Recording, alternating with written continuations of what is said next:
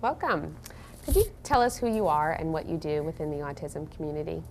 My name is Laura Corby, and I'm the founder and the CEO of the Autism Solution Center.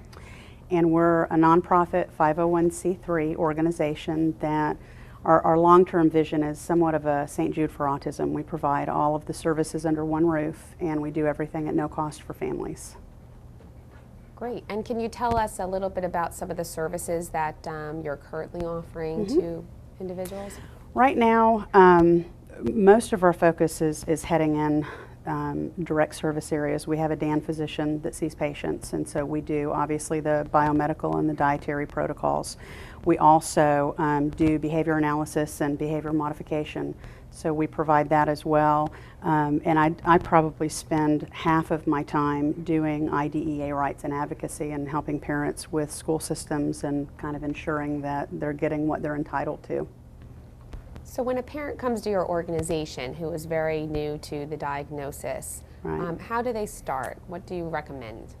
Well, it depends on the kid.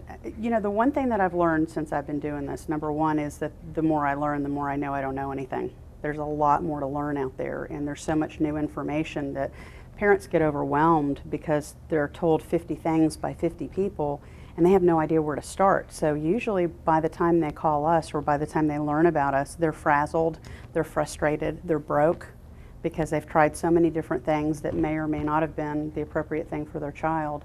So what we're trying to focus on is the whole child and the individual. We're trying to look at each kid and look at what is their history. You know, what was the birth situation? What was the pregnancy like? Did we have ROGAM? Did we have flu shots? Did we have birth complications? What was the developmental history? What were the vaccinations? The whole picture. And then looking at, were they, do we have issues from the time that they were born? You know, did mom say, hey, from day one I knew something was wrong with this kid, or was it, did great, developed beautifully until we were X number of months old and we either stopped developing or we started regressing? Because there's a definitive difference between, well, I mean, what I call the full genetic babies and the regressive kids. And the regressive kids we look at a little bit differently because they're obviously much easier to treat. This sounds like a great idea to have a St. Jude for Autism concept. What do you think it would take to get similar centers up and running in the rest of the nation? Well, I mean, that's the goal. The goal is to get this functional and running as a model and then have them open in different parts of the country, because realistically, I mean, we know that insurance companies are not covering the majority of what our kids need. We know that, and although DAN physicians are phenomenal and they're providing tremendous things for our kids, we also know that the vast majority of them, you know, most of the parents that I talk to can't afford to go to a DAN doctor. They don't have the funding to do that. And, you know, unless they have a physician that's willing to work with them and go along with them and help them do the tests, and the problem we run into there is they do the testing and they have no idea how to interpret it.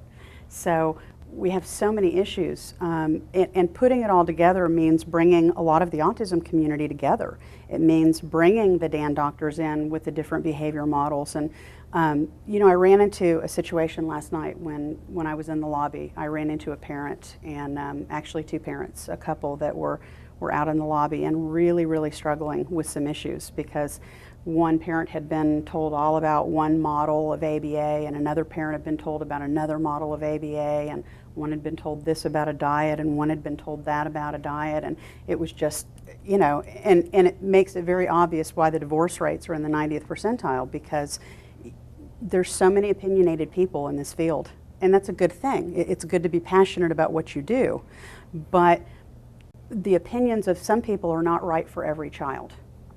And it's absolutely critical that we start looking at the individual child and finding out what's necessary for that kid, bringing together all aspects of the community, not just doing biomedical and dietary and ABA Lovaas style, but providing ABA Lovaas style, and maybe doing RDI, and maybe doing Sunrise, and maybe doing even some eclectic blends, because the bottom line is, if you do one particular thing with the child and it's not working, more of that will not make it any better.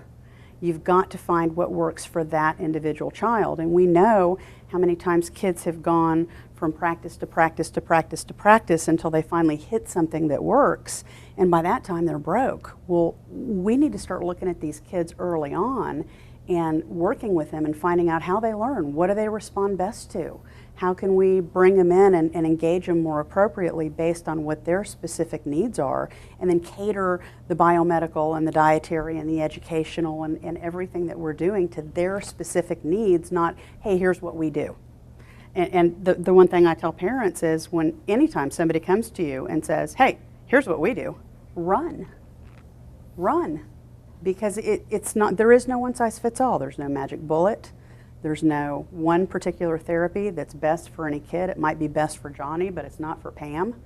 And so it's bringing in the whole autism community. It's bringing in all of these different methodologies, bringing in all of these different styles, and providing one place that people have access to everything that they need, from beginning diagnostics to physicians to psychologists and psychiatrists. In the event, I'm a firm believer that I don't like meds.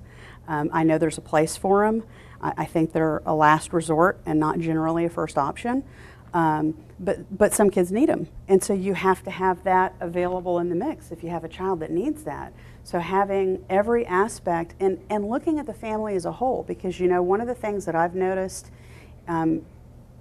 is that there are more and more services being provided for these kids, but the families are falling apart. The families are falling apart. The divorce rate is rampant. The siblings have significant issues. The support that's available to families is not out there. And so we're not just looking at the child that has autism. We're making sure that marital counseling, sibling counseling, family counseling, individual counseling, making sure that we're training parents to be the experts on their child. Because the things that I learned as I went through with my son, who by the way, I have two children. I have a 13-year-old daughter with Asperger's. I have a 7-year-old son who had full-blown nonverbal autism, and both of my kids are recovered. They're indistinguishable from their peers. They're in typical classes. They don't have an aide. They're not in special ed.